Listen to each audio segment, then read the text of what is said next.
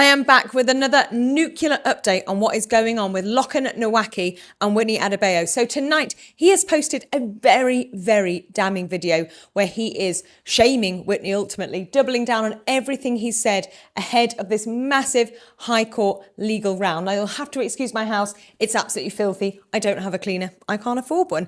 So I am just coming to you as is to explain everything I know that's happened right now. So the crux of this entire thing is Whitney alleging that Lochan said her skin was dirty. Now, he has doubled down on that tonight, saying he never said that. He said those words never, ever came out of my mouth.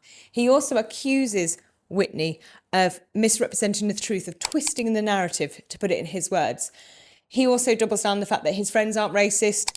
There's an allegation that they also use racial slurs. He's saying that's absolutely untrue. Now, the edit he has done does seem pretty unfair on Whit. He has clearly edited his version of events. He has published text messages from her that you can guarantee Whitney never expected those messages to be public. This does feel rather unfair. It does feel really one-sided, but Lochan obviously feels so strongly about this that he is now determined to put his side across before this ends up in the High Court and before the lawyers start talking.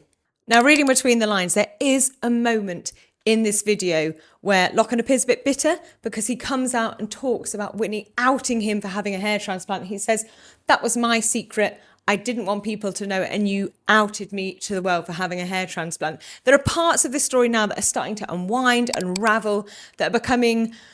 It makes it more apparent why he's got such a bee in his bonnet about this and is clearly incredibly unhappy.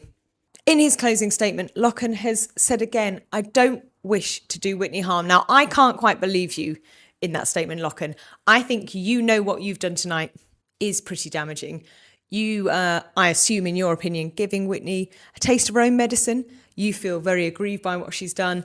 This whole thing is damning. Everything he says is damning. The edit is damning. The texts he shares are damning. Now, obviously, there is so much bad blood under the bridge here. This whole thing feels so messy. It feels really personal now. What started off a few days ago as something that felt quite basic. We were told about this story. We were told it was happening. We knew they were going to go to the High Court. We knew it was going to fight out, but I think no one quite expected it to play out so publicly, so early doors. Bear in mind, the lawyers are still drawing up the battlegrounds.